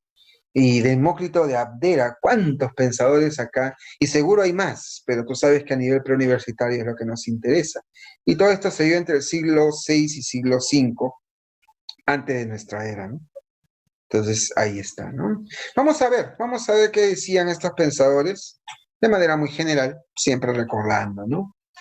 Bueno, creo que tales ya los conocemos, inclusive, ¿no? Nayeli me comentaba, profe, los elementos, sí, pues, ellos van a considerar que dentro de la naturaleza son los elementos los que al final van a, de alguna manera, querer ser la fuente de toda la naturaleza. Ellos por lo menos buscaban eso. Tales, por ejemplo, lo va a identificar el con el agua, ¿no? Va a considerar que es el agua el principio de todo. ¿Y cómo llega a esa conclusión? Porque él llega a afirmar de que el agua, la humedad, como él decía, es lo que permite que haya movimiento. Y si hay movimiento es porque hay vida. Entonces de acá surgen dos palabras muy importantes, chicos, que no deben dejar de olvidar. Dos palabras que están vinculadas, en este caso, pues, con tales. Me pregunta Piero, profe, ¿es necesario aprender las ubicaciones? Bueno, creo que lo respondí, hay que aprenderlo todo. Hay que aprenderlo todo. Ahora yo sé que con eso te estoy bajando la mano, porque ya, profesor, ¿cómo voy a aprender todo? Pedazo madre. ¿Cómo me voy a aprender todo? Ya, ya, bueno, te cuento algo. Y eso en psicología no me van a dejar mentir. ¿Qué cansa? ¿Aprender o estudiar? A ver quién sabe la respuesta. ¿Qué genera un cansancio mental? ¿El aprender o el estudiar? ¿Mm? ¿Saben la respuesta? No, en psicología lo pueden preguntar. Es estudiar. ¿Saben por qué? Porque el estudiar es un proceso que incluye, además de aprendizaje, concentración, atención, razonamiento, el pensamiento. Descansa. Pero aprender es un proceso que no cansa, porque el cerebro ya está predispuesto a siempre aprender. Es involuntario, así es, Yasmín. Siempre estamos aprendiendo, desde aprender el rostro de una persona o aprender, siempre está así en la mente. Uh-huh. Ahora, en ese sentido, ustedes pueden aprenderlo todo y más. No existe hasta ahora ninguna computadora ni ningún disco duro ni sólido de memoria que asemeje el cerebro humano. El cerebro humano debe tener millones de terabytes de memoria comparado a lo que hay computadoras ahora. Entonces, de que tú puedes aprenderlo todo, en verdad ustedes pueden aprenderlo todo. De verdad pueden aprenderlo todo. Lo que sí su peligro es la memoria en todo caso. Esa es otra cosa ya. Que todo lo que tú tienes aprendido te acuerdes en el examen. Eso sí es un problema. Que tenemos tiempo para trabajar, ¿no? La memoria puede ser traicionera, pero si tú lo vas practicando y todo, te puede ayudar. Porque no me vas a negar qué te ha pasado que llegas al examen y tú dices, pucha, ¿cuál era esta? Y cuando sales del examen, ya me acordé, era la A, ¿cómo no me acordé en ese momento? Pasa, nos pasa, me ha pasado. Pero ¿eso por qué pasa?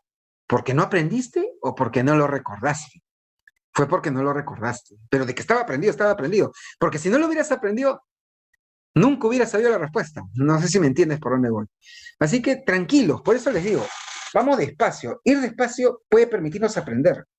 Ya luego tenemos que buscar la forma de cómo recordar lo que hemos aprendido. ¿De acuerdo? Chévere, chévere. Ahora, miren, les decía, ¿no? Hay dos palabras importantes en tales, ¿no? Una es el animismo y la otra es el ilozoísmo. ¿Ya? Atención. Empecemos por el animismo, Como ya que lo había mencionado, me parece, hace unos minutos, el animismo es considerar que todo lo que tiene movimiento tiene vida, está animado. De ahí viene el término ánima, incluso, que se vincula con alma. Animado, que si tiene movimiento, tiene vida. ¿No? Dibujos animados, dibujos que cobran vida, porque tienen movimiento. Entonces, Tales decía que todo lo que tiene movimiento tiene vida. Entonces, como todo lo que tiene movimiento tiene vida, entonces él llegó a concluir que la naturaleza tiene vida, porque todo lo que está en la naturaleza está en movimiento. Y de ahí surge el ilozoísmo. ¿No? Tranquilo, así Daniel, voy a llegar a ese punto. Pero a ver, sigue mi ilación. El animismo, que todo lo que tiene movimiento tiene vida. Y por lo tanto, la naturaleza tiene vida. Y por eso, de ahí se deduce otro concepto, el ilozoísmo. Profe, ¿qué es ilozoísmo? No recuerdo. No lo olvides. Hilo, zoe. ¿Ya? Hilo, zoe. Hilo, ¿qué significa? Hilo viene de la palabra griega hile, que significa materia. ¿No? Materia, naturaleza, como quieras. Y esta viene de la palabra griega zoe, que significa vida, zoe. Nombre de mujer, bonito. Como Zoe Saldaña, la que hace Gamora en Guardianes de la Galaxia. Entonces, ¿qué significa hilozoísmo? Hilozoísmo significa que toda la naturaleza, toda la materia tiene vida. Y de ahí sale su famosa frase, ustedes la recuerdan, que dice su famosa frase, todo está lleno, me estaba justamente mencionando Daniel, ¿no? Todo está lleno de dioses. Que ahora espero ya se entienda mejor, porque así como está escrito puede generarte una confusión, o alguien que no estaba atento pueda pensar, pues total, profe, entonces tales sí creen los dioses, pero si me has entendido, ¿a qué se está refiriendo con que todo está lleno de dioses? A que todo tiene vida. Y si dioses lo entiende como que es divino, como que posee vida. A eso se está refiriendo. Que todo lo que está alrededor tiene vida. ¿Me expliqué, Daniel? ¿Me expliqué? ¿Sí o no, Yasmín? Chévere, ¿no? ¿Se entendió? De ahí donde él deduce. ¿Y por qué todo está lleno de vida? ¿Por qué todo está en movimiento? Porque debe tener humedad, pues. Debe tener agua. Porque el agua es lo que define lo que tiene vida. Y si no hay agua, no hay vida. Así deducía, tal vez. ¿Vamos bien? ¿Vamos bien, Daniel? Chévere, chévere, bacán. Ahora, pero también estuvo su continuador, su sucesor, su discípulo, Anaximandro, que decía, yo no estoy de acuerdo con Tales, porque Tales quiere identificar el Arjé con un elemento, pero ¿cómo él sabe que es el agua? ¿Cómo nosotros podemos saber qué es específicamente el origen de todo? Yo no dudo de que haya un origen y que está en la naturaleza, pero es algo que no se puede definir, algo que no se puede especificar, pero debe estar ahí, pues, ¿no? Lo indefinido, ¿sí o no, Nayeli? El apeirón. A prefijo sin, peirón definido, indefinido, indeterminado, pero debe estar ahí. Anaxímenes que decía, prefiero hacer una síntesis de los dos. Tales, yo estoy de acuerdo contigo que tiene que ser un elemento. Anaximandro, yo estoy de acuerdo contigo que no se debe captar a simple vista. Ya pues, ¿qué es aquello que da vida a todas las cosas, pero nadie lo puede tocar ni lo puede ver? El aire. El aire estamos seguros que está ahí y da vida a todo. Es verdad, no lo puedo tocar, no lo puedo ver, no tiene una forma definida, pero sabemos que está ahí. Es lo que nos da vida. Y del aire surge todas las cosas, decía él. Mira cómo, utilizando la razón, empiezan a plantear este tipo de cosas. ¿Eh? Y te das cuenta, ya se están alejando de lo que es la explicación de dioses, mitológico y todo.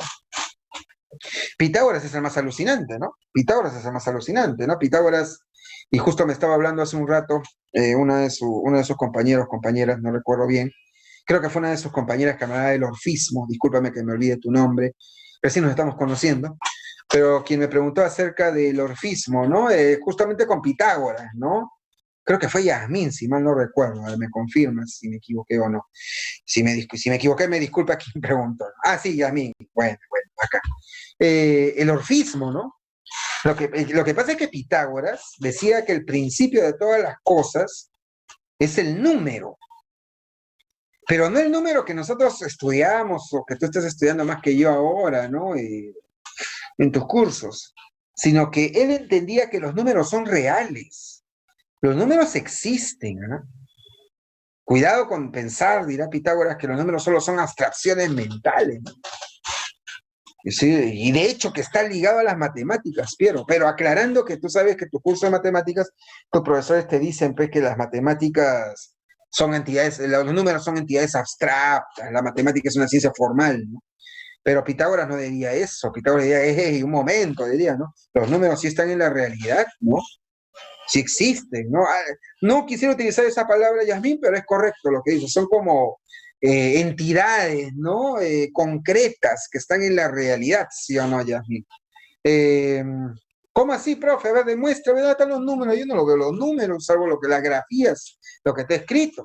No, mira, él decía así de frente, no se hacía bolas, era de frente. ¿Quieres ver a tu alrededor que hay números? Mira, acá está el número 1. ¿Dónde, profe? No veo. Ahí no lo ves. No lo ves. Que ese puntito que acaba de poner, sí, pues ese es el 1. El 1. Un punto. Y el 2, allá está el 2. El 2, ahí está el 2. ¿Qué he hecho, profe? Dos puntos. Ahí está el número 2. El número 2 es la línea. Ahí está. Ya, profe, y el número 3. Ahí está el número 3. Un punto, otro punto, otro. Ahí está. Ahí está el número. ¿Ah? El triángulo. Ahí está. Número 3. Y el número 4, 4 puntos. 3 puntos y está el cuarto punto. Una pirámide de 3 lados. Ajá. Ahora lo pongo acá para que ya. Es que no se va a ver bien. Ahí se ve. Ahí está. Ya te imaginas cómo puede ser el siempre. Cualquier número con puntos. Pero curiosamente él decía que cuáles son los números más básicos. Claro, pues sería en este caso, obviamente, el 1, el 2, el 3 y el 4. Y si tú sumas el 1, el 2, el 3 y el 4, ¿cuánto te da? Te creo, 10. Por eso, ¿qué decía en este caso nuestro amigo Pitágoras? Que el 10 es el número que representa lo más hermoso, lo armonioso. Uh-huh. Eso es lo que él le llamaba la tetractis, ¿te acuerdas? Los 10 puntos, así es, la tetractis, el número de la armonía, la belleza. Claro, ahí estarían los... ¿Y cuál es la forma? Pero, profe, 10, usted lo ha escrito así como nota, ¿cómo lo dibujaría el 10? Así, pues, el 10. El 10. Uh-huh. El 10. ¿No? Ahí está.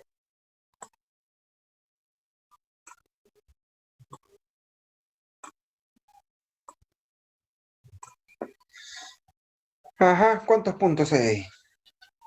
Es la tetractis. El número de la perfección. Todo lo que sea múltiplo de 10 es perfecto, armonioso. Es más, decía que hasta inclusive el universo está ordenado de esa manera, base 10. Y está armonioso, es como una melodía musical. ¿No? O sea, entonces, y así, ya tú veías tu imaginación, ya cómo los demás dibujos serían. Pero esa es la idea, la tetractis. ¿De acuerdo? Eso es lo que dice Pitágoras. Ahora, alguien me había hecho una pregunta alucinante. ¿Y el cero, profe? Ya, tú puedes deducir esa respuesta. A ver, te pregunto. Si él dice que los números son reales, ¿puede existir el cero? Te creo, ¿eh? No, pero por lógica, ¿no? Entonces, ¿él cree en el cero? Él no cree en el cero. Y eso le va a servir, pero acabo de responder. A ver, de nuevo lo repito. Si él dice que el universo está hecho de números, ¿está bien? El universo es numérico. Y los números son reales. Entonces, ¿puede existir el cero? ¿Sí o no? Ya, no. Y como los números son reales y el cero no puede existir, pues no creen en el vacío, no creen en el cero, no creen en la nada. ¿Me entiendes? No puede haber eso. Y de ahí se deduce otra idea interesante. Él decía, entonces, ¿qué pasa cuando morimos? Cuando morimos nos volvemos cero. Es absurdo. Entonces, mi cuerpo no se puede volver cero, se transformará en otro número, pero no se puede volver cero. ¿Y el alma? ¿Y el alma? ¿El alma se puede volver cero? No, pues sí o no. Entonces, ¿él creerá que el alma puede morir?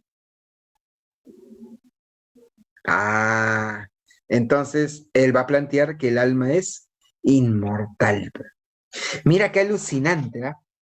Él ha llegado a esa conclusión no por cuestiones religiosas, sino por deducción matemática, filosófica matemática.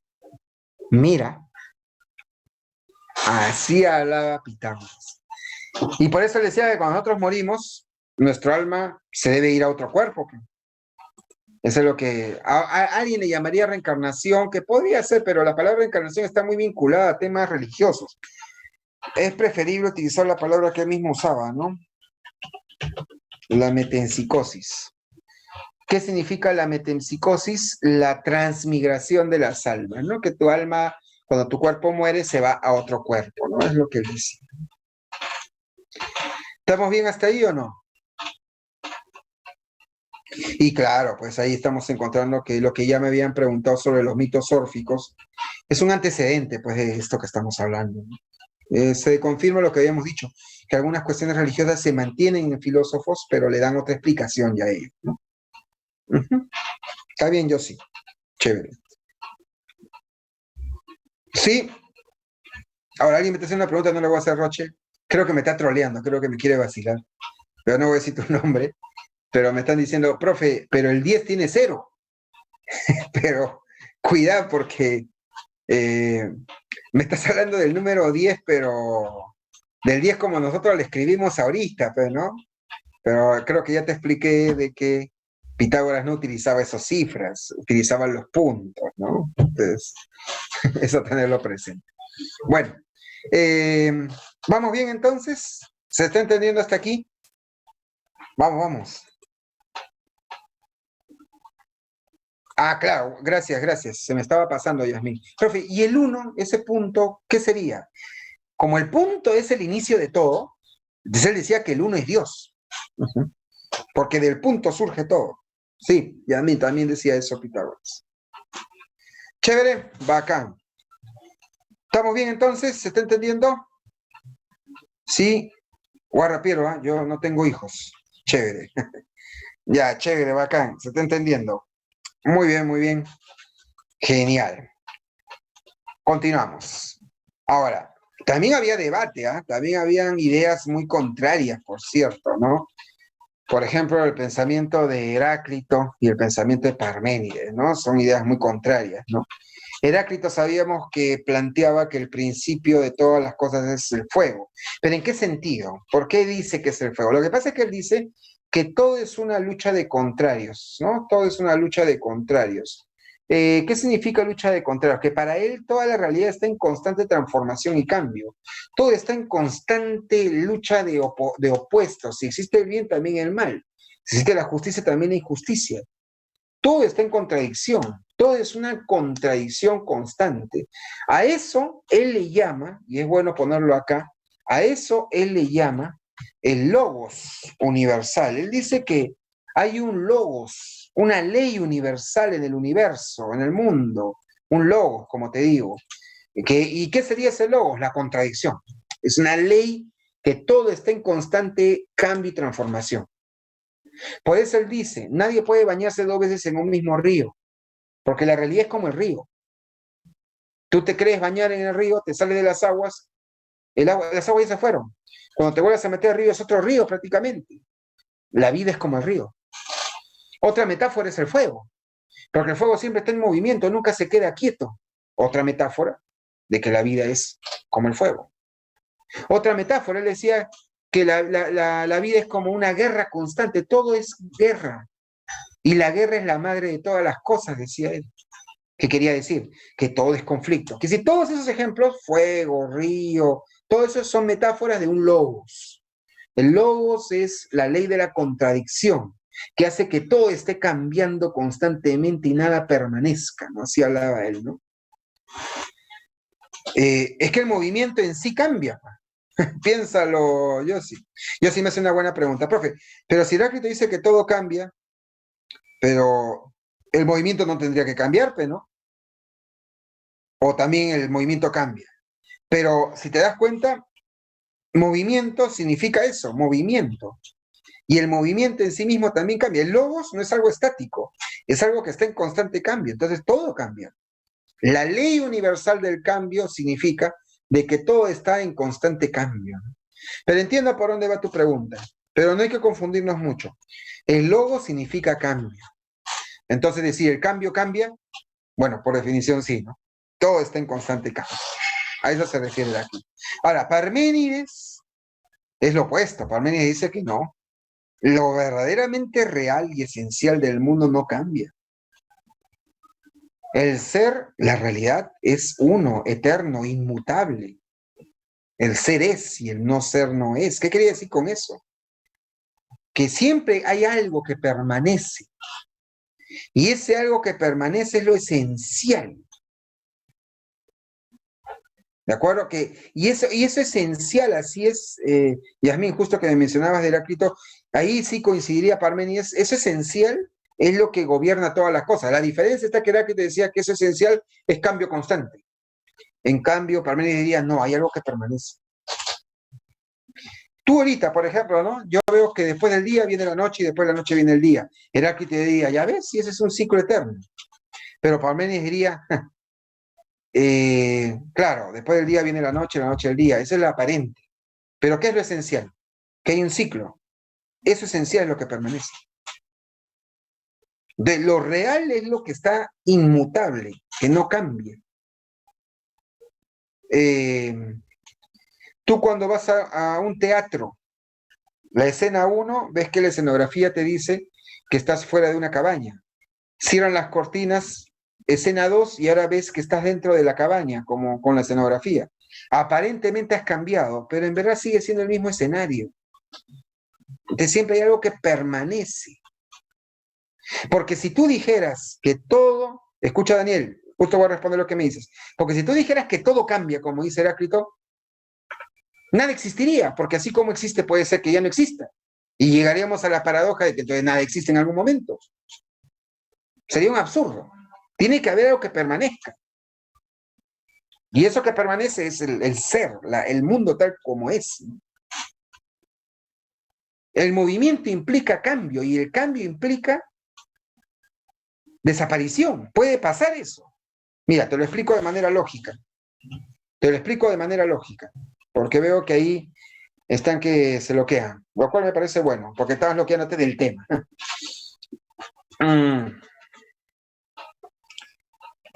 Si yo digo, a ver, acá ya, al toque, necesito su ayuda.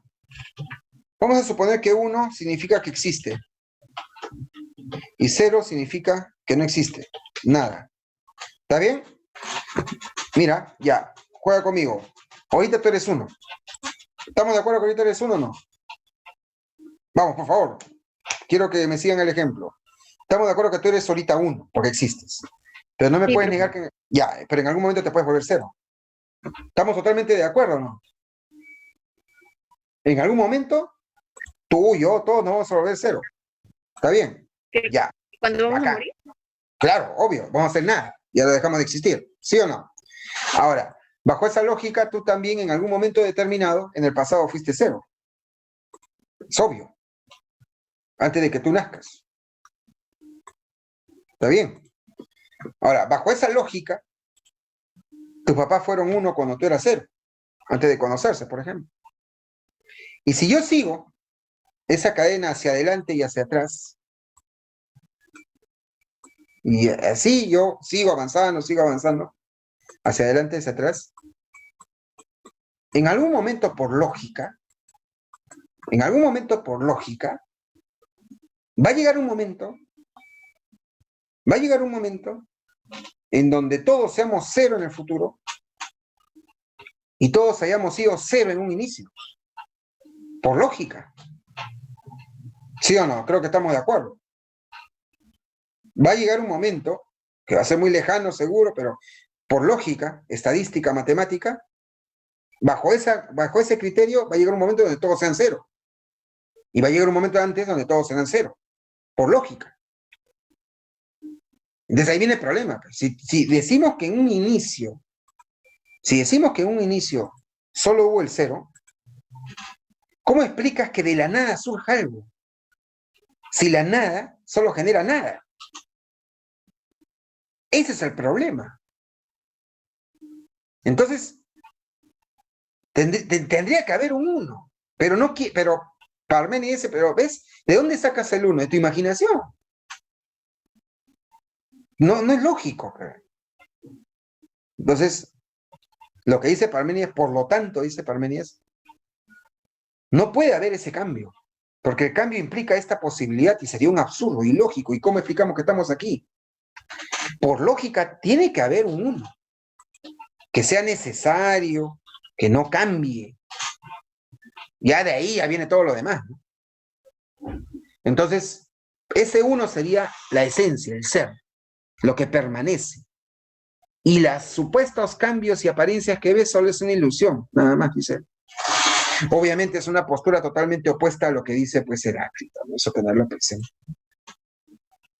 ¿no? Buena, yo sí me dice, profe, para los jonios el mundo vendría a ser como un ser viviente, como usted estaba explicando, ¿no? Pero entonces Parménides, si no hay cambios, como él dice, entonces para él el mundo no es así. Efectivamente, Parménides no ve el mundo como lo ven los demás. No, eso de que hay que buscar el Arié como principio natural. No, para mí el Arié es todo. El mundo, el ser, él lo es todo. Así es como habla él.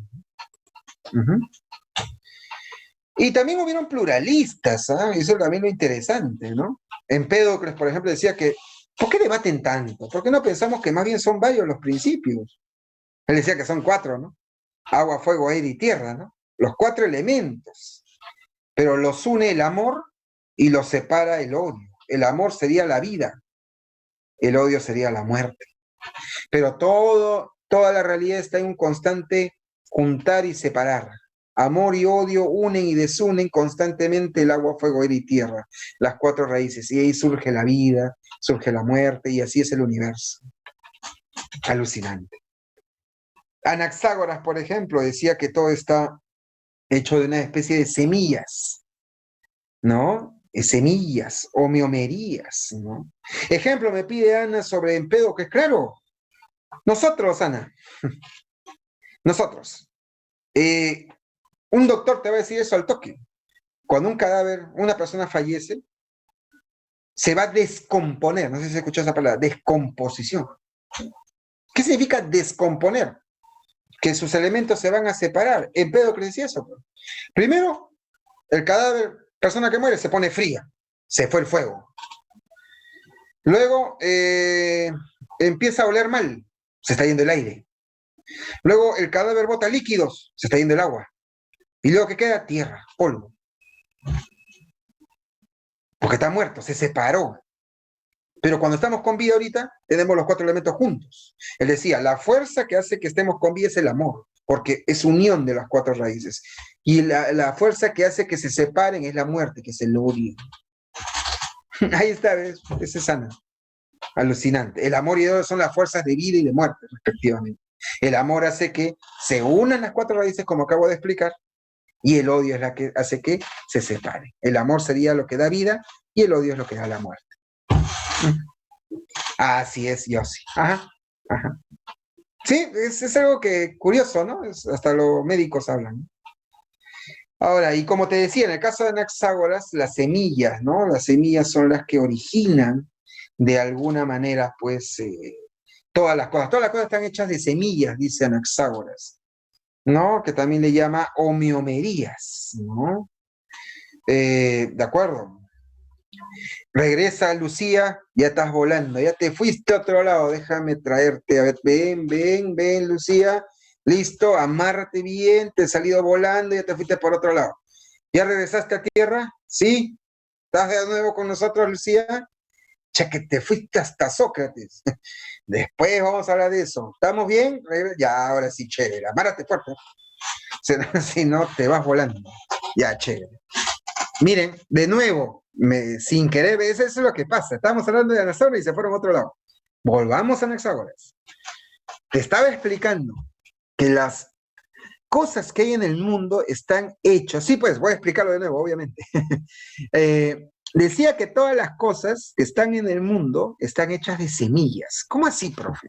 Por ejemplo, él decía, este celular está hecho de homeomerías. Semillas le llama también, semillas. Y también este papelito también está hecho de homeomerías. Ahora, hay una diferencia, ¿no? Esto es sólido, pesadito, este es flexible, ligero, pero están hechos de lo mismo. Todas las cosas que están en el mundo, incluidos nosotros, estamos hechos de semillas, dice Anaxágoras. Entonces, profe, ¿cuál es la diferencia? ¿Por qué algunas son más pesadas y otras no? Porque él dice que hay una especie de inteligencia que ordena las homeomerías, que hace que esto sea pesado y esto sea ligero. Es como, no sé si se ha escuchado cuando hay algunas teorías que dicen que, bueno, yo no estoy de acuerdo con esas teorías, pero dicen que existe el gen de algo, ¿no? Existe el gen del tabaco, el gen de la drogadicción, el gen del homosexualismo, y que si uno nace con ese gen, ya está predispuesto genéticamente hacia ello, ¿no? No sé si has escuchado alguna vez esa teoría del determinismo genético, que no estoy de acuerdo yo particularmente, pero existe esa teoría. Ya algo parecido dice Anaxágoras, que diría de que esto está hecho de semillas y esto también, ¿de acuerdo? Pero estas semillas ya tienen el gen de ser sólidas y pesadas. Y estas semillas tienen su propio gen que las hace ser ligeras y flexibles. No sé si me entiendes. Solo que él nunca le va a llamar gen. ¿Cómo le va a llamar? Tiene su nous, que lo hace ser sólido y pesado. Y estas semillas tienen su nous, que lo hacen ser flexibles y ligeras, ¿no? ¿Me entiendes? Yo sí, te has quedado atrás. Regresa con nosotros. Porque el problema está, ¿qué pasa si viene en el examen esto y no lo que me estás preguntando? Regresa con nosotros. Por eso dije, pregunten en el momento. Cuando me preguntan, cuando ya abandoné ese tema, lamentablemente no puedo retroceder. ¿De acuerdo? No sé si me entendieron los demás entonces lo de Anaxágoras. Es como su esencia, bien Daniel. Que el nous es como que lo que le da es la esencia de esto y este tiene su otro nous, ¿no? Ajá, claro. ¿No? Es que ese es el problema, Piero, como se están dando interrupciones porque me preguntan cosas que no son, temo de que no me estén entendiendo lo que estoy hablando en el momento. Necesito que escuchen todos en el momento.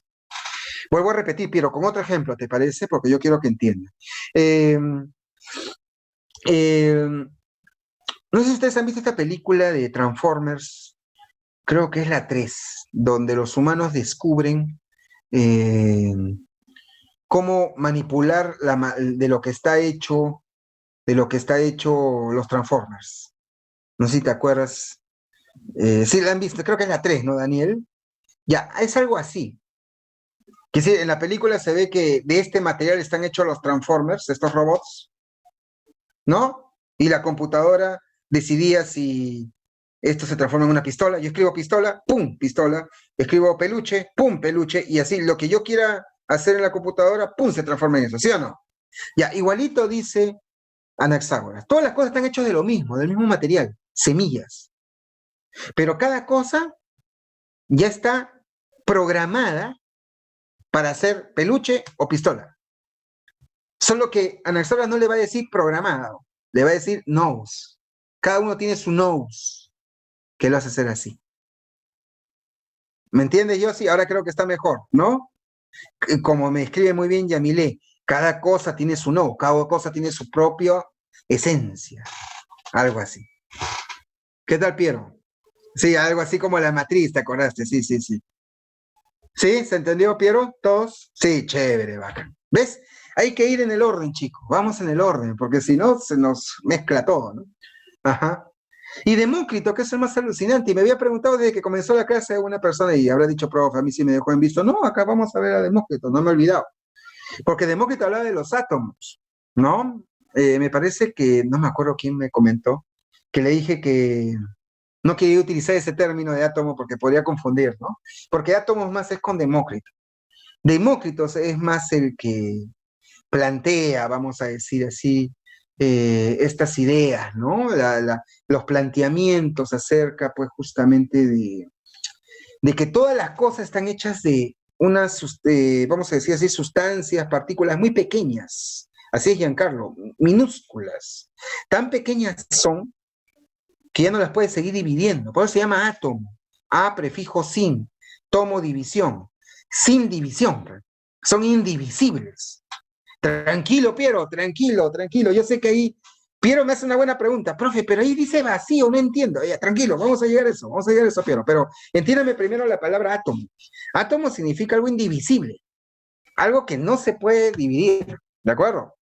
Y él dice que son partículas tan pequeñitas que no las puedes ver a simple vista tampoco, pero están hechas de materia y todo está hecho de átomos. Es como esos juegos de Lego. ¿Tú has visto esos juegos de Lego que con varias piecitas puedes construir lo que quieras?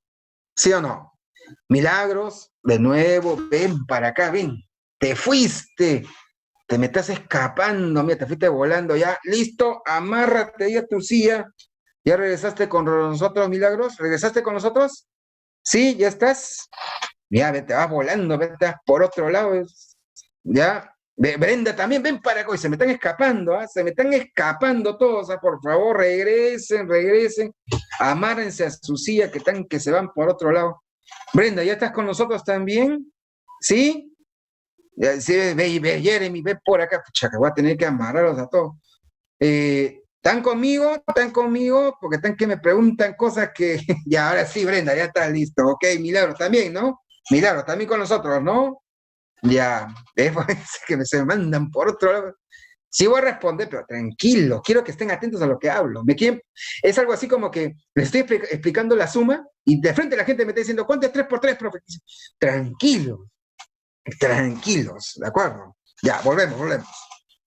Ya, a ver, ya tocas, ya listo, Jeremy, bacán, listo. Explicaba, los átomos son partículas muy pequeñitas, y esas partículas bien pequeñitas son materiales. Es como los piecitas del Lego, te decía, ¿no? Esos juegos de Lego que armas varias cosas, ¿sí o no? Les decía Demócrito que todas las cosas y todo el mundo está hecho de átomos. No, yo estoy hecho de átomos, tú estás hecho de átomos, ¿no?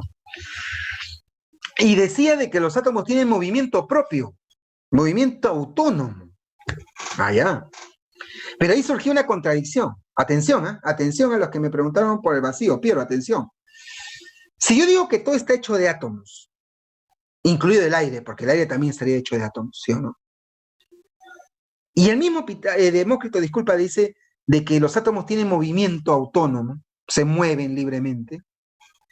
Muy bien, Nayeli. ¿Cómo podrían moverse los átomos si no hay espacio?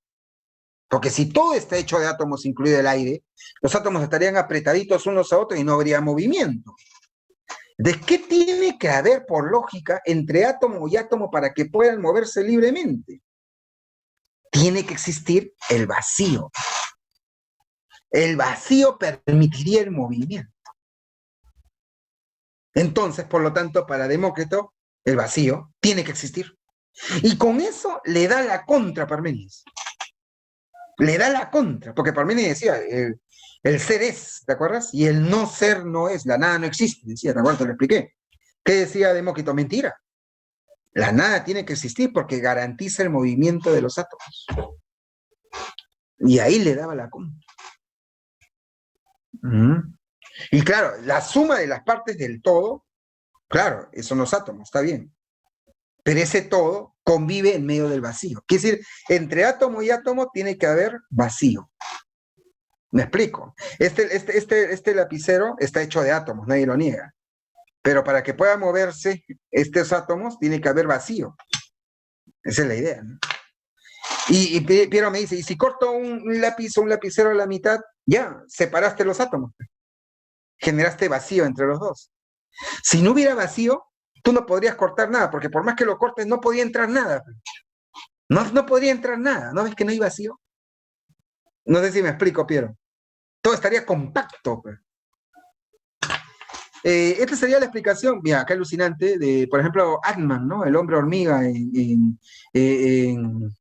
en este caso, Marvel, ¿no? En Marvel.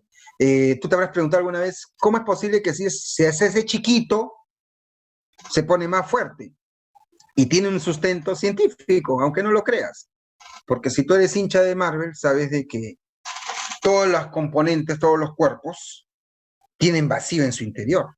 Son moléculas, pero que tienen vacío en su interior. Cuando es más denso, es porque hay menos espacio vacío y por eso es más fuerte, por ejemplo, el hierro. Y cuando hay menos denso, es más ligero porque hay más aire en su interior, más vacío, vamos a decir. Entonces, cuando el hombre hormiga se encoge, ¿qué es lo que está pasando? Sus átomos no están perdiendo tamaño, sino que se están volviendo más compactos y por eso se hace más fuerte. Mira, eso tendría mucha compatibilidad con lo que estamos hablando ahorita. ¿Mm? Me pregunta Lucía una pregunta que tú puedes responder. Me pregunta, profe, ¿de qué está hecho el vacío si no está hecho de átomos? ¿De qué crees que está hecho el vacío? Te creo, ¿eh? ¿De qué crees que está hecho el vacío si no está hecho de átomos? De vacío, claro, de nada. Pues. Por eso es vacío. Creo que se entendió. Ya, ok. Muy bien, chicos. Miren, siempre la primera clase nos conocemos, estamos adaptándonos al dictado, siempre se puede generar pues una situación que va más allá pues, ¿no? Del tiempo. En ese sentido, normalmente nosotros trabajamos la práctica dentro de la clase. El día de hoy no me va a alcanzar el tiempo para trabajar la práctica. Te prometo que esto solamente se ha dado porque es la clase introductoria, ¿no? Siempre es una dinámica que estamos conociendo, ¿no? En todo caso, la próxima clase yo te pediría que por favor vengas desarrollando tanto la práctica dirigida como la práctica domiciliaria y a las 8 en punto, al comenzar, desarrollaremos las preguntas como una especie de repaso de lo que hemos hablado hoy día y continuaremos con la clase sin ningún inconveniente. Ya si en caso nos faltara tiempo, ya lo coordinamos a ver cómo lo resolvemos. Pero yo creo que por ser la primera clase está bien, creo que nos hemos conocido. Si pueden entrar a las 7:50 mejor, prometo que yo estoy de las 7:50. Si pueden estar, genial. Yo estoy de las 7:50, te lo prometo. Espero la misa, había que coordinar con ella, pero yo voy a estar temprano. Pero yo creo que ha valido la pena. Nos hemos hecho nos hemos conocido, espero que también la dinámica de la clase se haya entendido, como expliqué en Milagros, por esta semana la práctica dirigida a desarrollarla para la próxima semana, y la próxima semana, temprano, puntual, lo desarrollamos. Lo normal es que cada clase tenemos que desarrollarlo. Hoy día, por ser la primera clase, con la presentación y todo, nos ha faltado tiempo. ¿Ya? Espero que les haya agradado la clase, espero que les haya parecido adecuada. Si tienen alguna sugerencia o que crean que deba mejorar, con mucho gusto los leeré y lo mejoraré. ¿Ya? Entonces la próxima clase comenzamos, pues, como debe ser. La pregunta que me decía, tenías una pregunta, yo sí. Miss María, no sé si el profesor que continúa ya llegó, no quisiera quitarle tiempo. O si puedo, tal vez, un minutito, puedo tal vez responder sí, un una minuto, pregunta. profe. Ya, Van a genial, pasar a gracias. receso también, ya. Ah, ya, Bien. gracias. A ver, me preguntabas, yo sí, dime una pregunta, ya. Profesor, el ser de Parménides, que vendría a ser el mundo entero, la esencia del mundo, ¿por qué él dice que el ser y el pensar son lo mismo? Genial. A ver, un minutito, para también no quitarles un receso, que seguro lo necesitan, ¿no? El ser es, ¿te acuerdas? Y el no ser no es. Esa es la frase, ¿no? Todos, ayúdenme, necesito un poco que estén conmigo. Tradúzcanme, ¿ah? Te creo, ¿ah? ¿Qué entiendes tú por el ser? ¿Qué es el ser? ¿Qué sería el ser? ¿Estamos de acuerdo que es lo real? El mundo, ¿estamos de acuerdo o no? El todo, claro, chévere. Entonces, si el ser es lo real, ¿qué sería el no ser? Te creo, ¿ah? Si el ser es lo real, ¿qué sería el no ser? Lo que no existe, no, pero juega con la palabra real. Muy bien, Lucía, por ahí va. ¿No real? Lo irreal o lo no real, excelente. Genial, ya. Ahora, cuando tú dices que algo es, ¿qué quieres decir? Ya, esto es. ¿Existe? Existe, excelente, existe. Entonces, cuando tú dices que algo no es, no existe. Existe. Genial. Mira, lo que hemos hecho es algo tan sencillo como traducir estos términos. ¿Estamos de acuerdo? Ahora, lo único que tenemos que hacer es leerlo con nuestra traducción y vas a ver lo fácil y sencillo que nos quiso decir. ¿Qué nos quiso decir? Que lo real existe. Mira qué obvio. Y lo irreal, obviamente, si es irreal, no existe. ¿Estamos de acuerdo? Mira qué obvio. De ahí sale lo que dice Parménides. Entonces, mi pensamiento solo puede basarse en lo real. Entonces, el ser y el pensar tienen que ser equivalentes. Yo no puedo pensar en la nada, porque la nada es nada. ¿Con qué trabajaría mi pensamiento? Inténtalo tú. piensa en nada ahorita, piensa en nada. Si tú intentas pensar en nada, no vas a poder, diría Parménides. Vas a pensar a lo mucho en la palabra nada, pero no se puede pensar en nada. Entonces, por eso, el pensar y el ser tienen que ser iguales. ¿Me entendiste, Yossi? A eso se refiere. Espero que sí, Yossi. Bueno, chicos, gracias por su atención. Pero la imaginación se basa, y eso es por psicología, Catherine, la imaginación siempre se basa en algo que ya existe. Si yo imagino un minotauro es porque existe un toro y existe un hombre, ¿no? Si imagino, pues, qué sé yo, pues, no sé, un alma, pero siempre le damos la imagen de una persona, pero en celeste, transparente, siempre se basa en algo. Por ahí va. Bueno, yo sí, chévere, qué bueno. Vamos a dejarlo ahí entonces. Y pregunta al profesor de psicología, Eduardo, eso de durmiendo y te va a decir lo que te estoy diciendo yo. Ya, y yo sí ya dejó una tarea para todos nosotros. Profe, ¿se imaginan el vacío? A ver, intenten imaginarse el vacío. Y la próxima semana me cuentan si pudieron, ¿ya? Muy bien, chicos. Pueden. A ver, piensen en el vacío. ¿Pueden pensar en vacío? A ver. Muy bien, chicos. Cuídense todos. Hasta luego, Espero que maestro. Cuídese. Gracias, Miss. Disculpe también por los minutos. Nos vemos en la próxima clase. Nos vemos. Chao, chao. Muy bien. Bueno, chicos, vamos a tomarnos nuestros 5 minutos de receso en estos momentos. Antes, solo quisiera, por favor, mencionarles